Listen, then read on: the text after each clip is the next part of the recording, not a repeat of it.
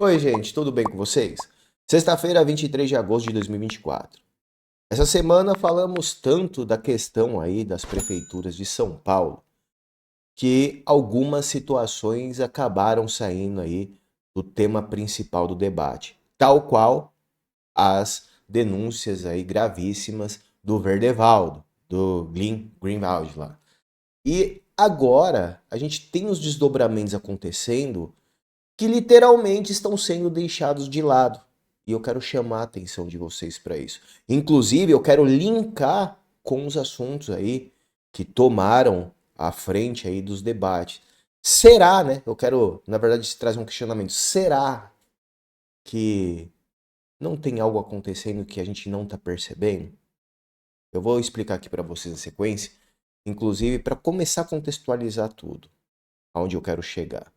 O presidente Bolsonaro hoje fez um post que já me fez ficar aí pensativo. Hoje eu já amanheci pensativo. Eu comecei a ver algumas coisas. Falei, caramba, tem algo de errado que não tá certo. E aí, presidente Bolsonaro traz vários focos de incêndios em canaviais em Jaboticabal e Sertãozinho, região na qual me encontro desde quarta-feira. Coincidência ou criminosos? E olha aqui, olha essas imagens. Olha isso aqui, que cena feia. Compartilhada pelo presidente Bolsonaro agora há pouco, aí às 2h42 da tarde. Junto com isso, o presidente Bolsonaro, mais cedo, compartilhava aqui, ó, sua passagem por Olímpia. Contextualizando que ele está pela região, inclusive logo mais à noite, temos presidente Bolsonaro em Barretos hoje, se tudo correr bem aí. Eu vou trazer a cobertura para vocês, fiquem tranquilos, teremos muitas imagens de Bonorinho por aqui mais tarde, mas agora aqui só deixa eu contextualizar. Olímpia, São Paulo, 23 de agosto, 11h30 da manhã. E aí ele traz aqui a comitiva que estava junto com ele. Mais uma vez, surpreendendo um total de 0 pessoas, multidão nas ruas. Olha só. Encontro com o Bolsonaro aí, lotado de gente. Imagens impressionantes. Imagens que não passam em canal de TV algum, diga-se de passagem. Ponto. Partindo disso aqui, deixa eu trazer agora uma notícia que não circulou nas redes sociais. Pelo contrário, circulou algo oposto a isso. Dona Carol Detone, presidente da CCJ aí, a principal comissão da Câmara dos Deputados, a comissão aí de Justiça, de Segurança e Justiça, traz aqui, ó.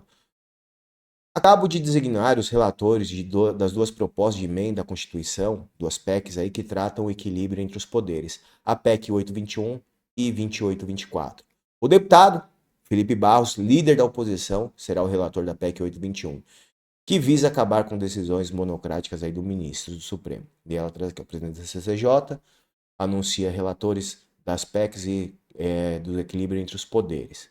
Aí ela continua, a PEC 2824, que propõe permitir ao Congresso sustar decisões do Supremo que sejam consideradas contra a extrapolação dos seus poderes, será relatada pelo deputado aí Luiz Felipe Jorge Bragança. As PECs são fundamentais para o fortalecimento da democracia e equilíbrio entre os poderes. Os deputados Felipe Barros e Luiz Felipe são extremamente capacitados para conduzir essas discussões com a seriedade que o tema exige. Ou seja, veicularam, né, que tinha recuado, que isso aqui não estava avançando, então eu quero restabelecer a verdade que continua avançando sim. Se vai ser aprovado de imediato ou vai ser deixado como uma carta na manga, não sei, mas tá andando essas duas PECs. Em meio a todo esse cenário, ontem tivemos essa notícia. O ministro determinou a apreensão do celular do Tagliaferro. Mais uma decisão aí individual. O ministro atendeu aí a um pedido da PGR. Beleza. O Antônio comentou, difícil tancar o Brasil. Aí na sequência, vai vendo a situação. Folha de São Paulo traz. Ministro liga a vazamento de mensagem sobre atuação fora do rito à organização criminosa para fechar o Supremo.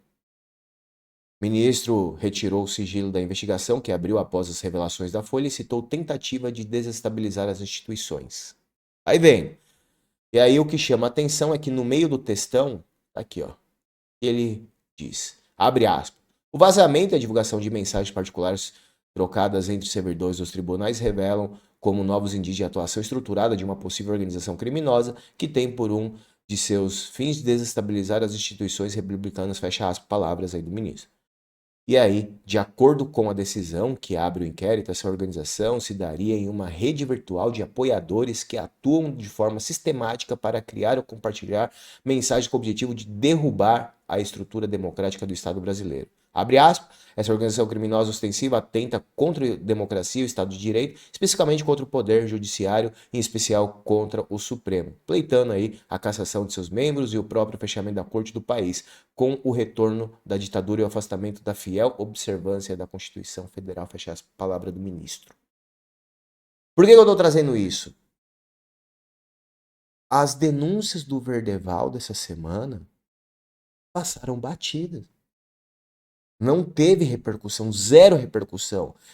E aproveitando esse gap que ficou aí, esse espaço vago, que o povo devia estar pressionando, o povo recuou dessa pauta.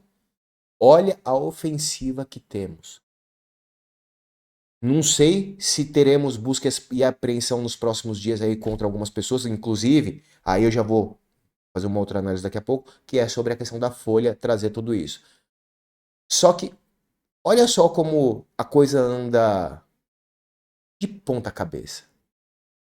Tudo isso está acontecendo com base em dois textos da revista Fórum, um site que é financiado oficialmente pelo regime Lula, que posta as coisas mais fora da realidade.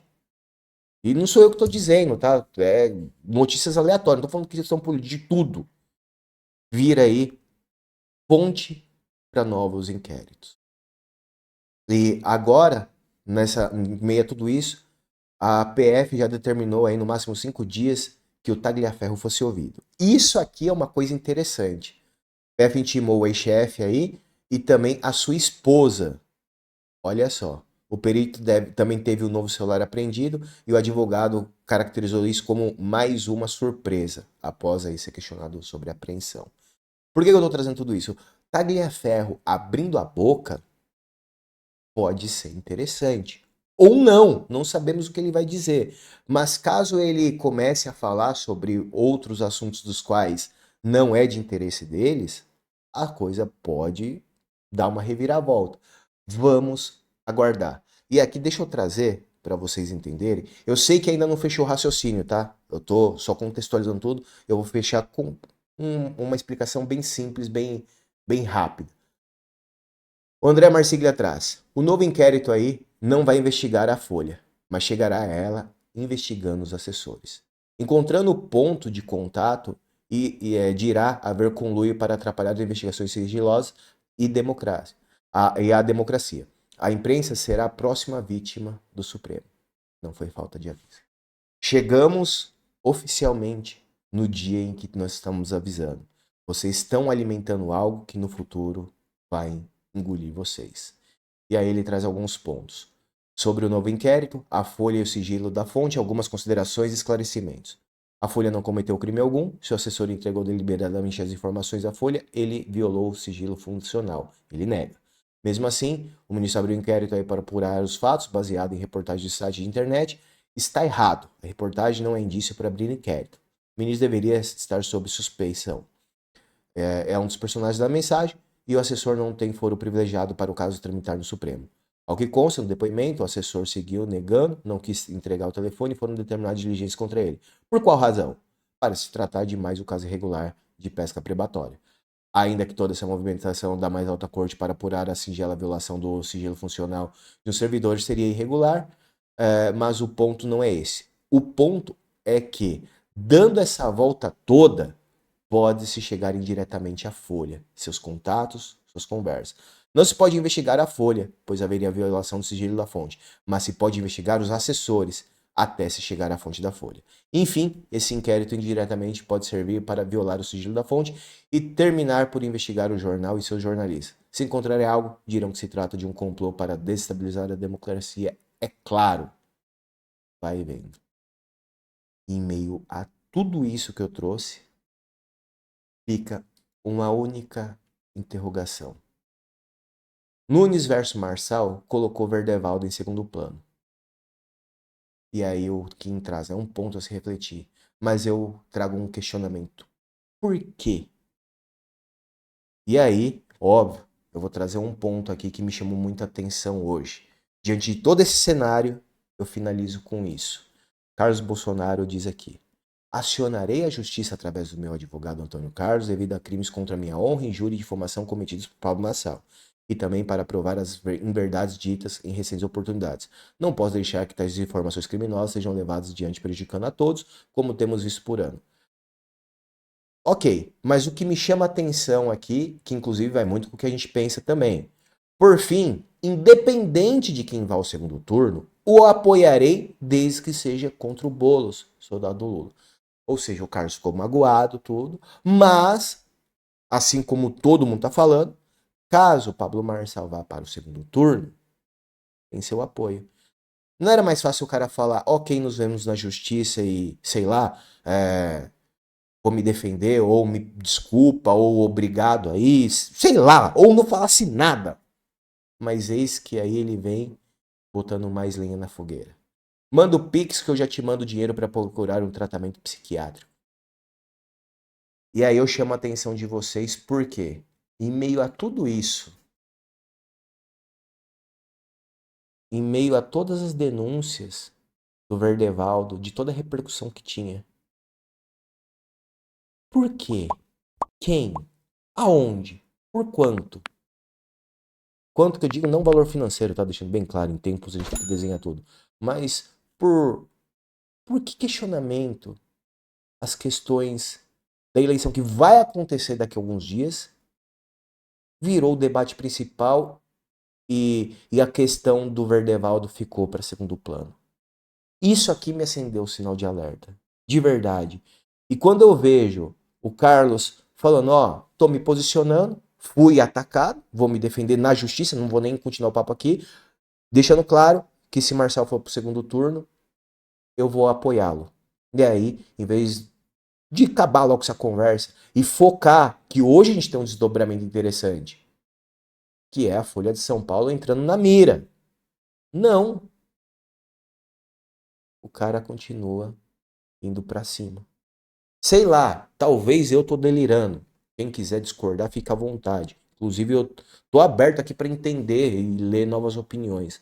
Mas vendo o Kim Paim, vendo algumas pessoas levantarem algumas interrogações na sexta-feira, confesso que eu fiquei bem pensativo. Sinal de alerta ligou, vendo que tudo isso foi deixado de lado durante uma semana e a coisa começou a avançar. A Carol Detoni já avisou, muito em breve, agora em setembro, o Supremo quer tratar aí sobre censura. O cara que denunciou agora, muito provavelmente vai ser indiciado por alguma coisa, sei lá o quê. A Folha pode virar aí alvo também, ou seja, a imprensa. E as coisas estão avançando. Quando, na verdade, se o povo tivesse se posicionando, tivesse fazendo a pressão popular, a situação era diferente. A questão ali do inquérito do fim do mundo chegar ao fim, que eu trouxe no início dessa semana, agora está milhas de distância. E aí a gente vendo algumas matérias. Aí eu já vou partir aqui para análise, tá? É opinião, isso aqui eu não tô falando que é verdade absoluta, é uma opinião. Onde a gente vê matérias lá, presidente de tal partido tem ligação com uma organização criminosa. E aí tem boatos que rondam. Liga tudo isso. É que infelizmente vivemos tempos de democracia relativa, eu não posso dizer tudo que eu penso. Mas linkem tudo isso que eu estou trazendo, a gente acha um denominador comum.